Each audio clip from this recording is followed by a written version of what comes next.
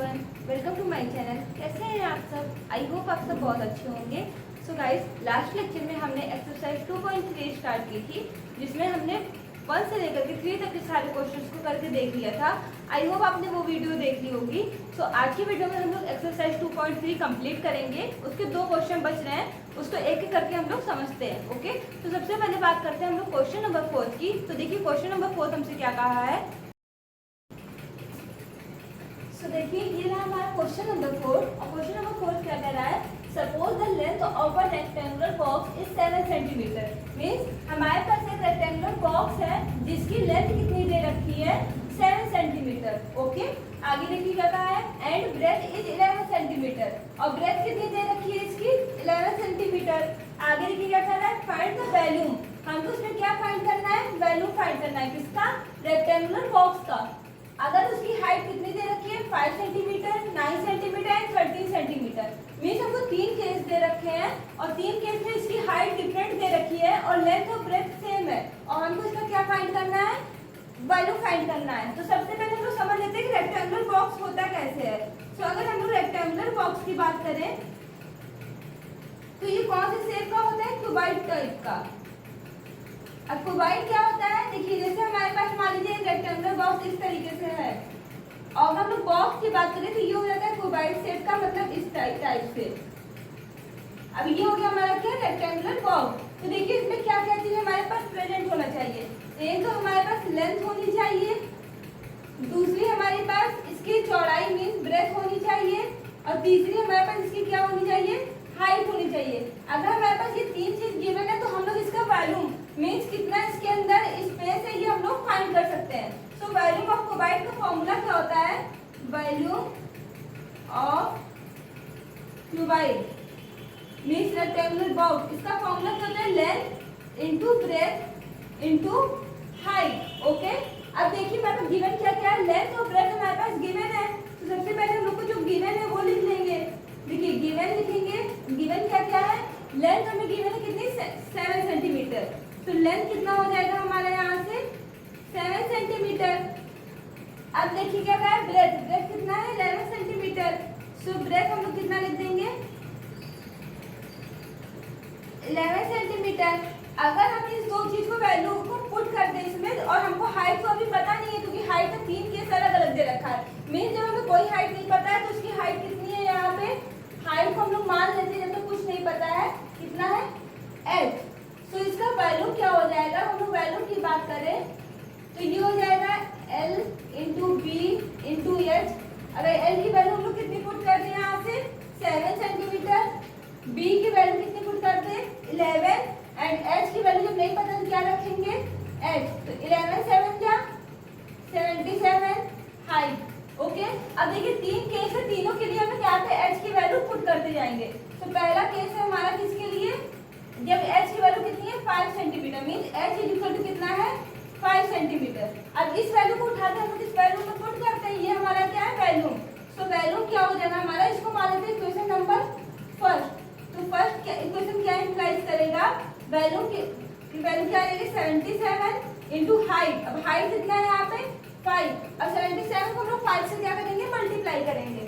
सो अगर हम लोग 77 को 5 से मल्टीप्लाई करते तो देखिए क्या आएगा, 5 7 जा 35, 5 7 जा 35 और 3 कितना हो जाता है, 38। तो ये कितना आ गया हमारा, 385।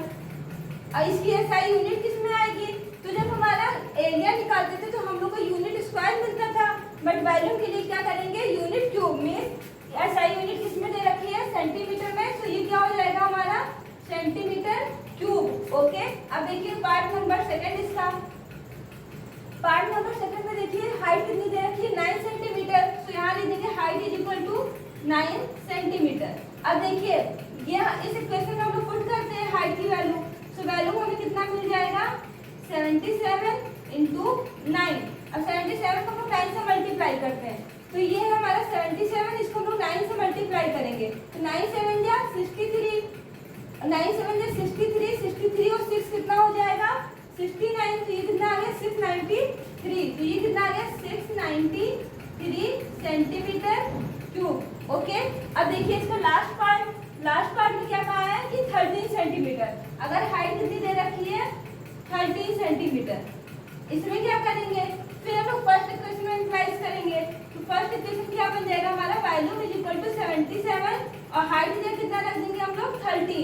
अब 77 को हम लोग 30 से मल्टीप्लाई करते हैं, तो ये रहा हमारा 77, ये रहा हमारा 30, मल्टीप्लाई करिए तो 3 7 जा 21, 3 7 जा 21, 21 और 2 कितना हो गया 23, देन 1 7 जा 7, 1 7 जा 7, इसको ऐड कर लीजिए तो ये हो गया 1, 7 और 3 कितना हो गया 10 हो गया। तो यहाँ 0 रखे 1 कैरी आया, 7 2 9 9 और 1 10 मीन्स ये कितना आ गया 1001 सेंटीमीटर क्यूब। ओके, तो यहाँ तक तो हमारा वैल्यूम फाइंड हो गया।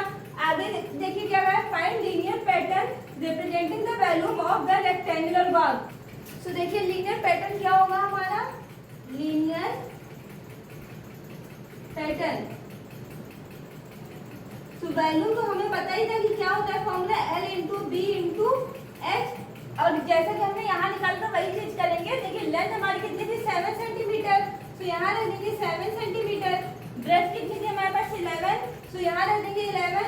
और जिस केस में हमें हाइट कुछ नहीं पता थी, जैसे ये 3 केस हमारा अलग अलग है, बट जब हमें हाइट कुछ नहीं पता है तो हम लोग क्या मानते थे हाइट को h। तो अब इसको सॉल्व करेंगे क्या हो जाएगा 11 7 जा 77 और h से मल्टीप्लाई करेंगे क्या हो जाएगा 77h। तो ये हो गया हमारा लीनियर पैटर्न, इस इक्वेशन का वैल्यू निकल आया। ठीक है, तो आई होप आपको ये क्वेश्चन समझ में आया होगा। तो आप लोग इसको नोट कर लीजिए, इसके बाद हम लोग चलते हैं question number last 5th question के साइड। ओके, तो इसको नोट कर लीजिए।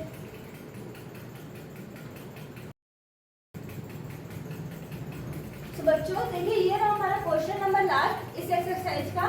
क्या कह रहा है ये क्वेश्चन, सरता is reading book of 500 pages. Means सरता एक लड़की है जो कि 500 पेज की बुक जो है उसको पढ़ रही है। ओके, आगे देखिए क्या कहा है, she read 20 pages every day.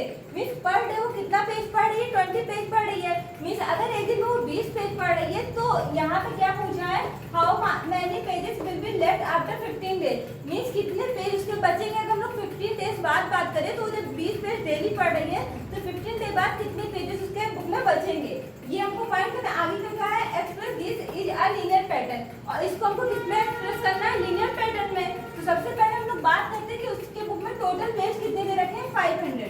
तो टोटल पेज की हम लोग बात करें कितने हैं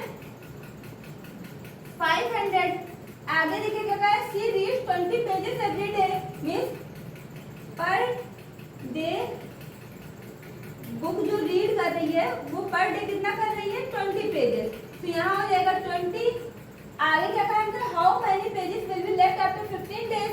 तो सबसे पहले हम लोग देखते हैं कि एक दिन बाद उसके पास कितने पेजेस बचे हैं, फिर 2 दिन बाद, ऐसे करके हम लोग 15 डेज का भी निकाल लेंगे। तो सबसे पहले हम लोग लिखते हैं अकॉर्डिंग टू क्वेश्चन, आफ्टर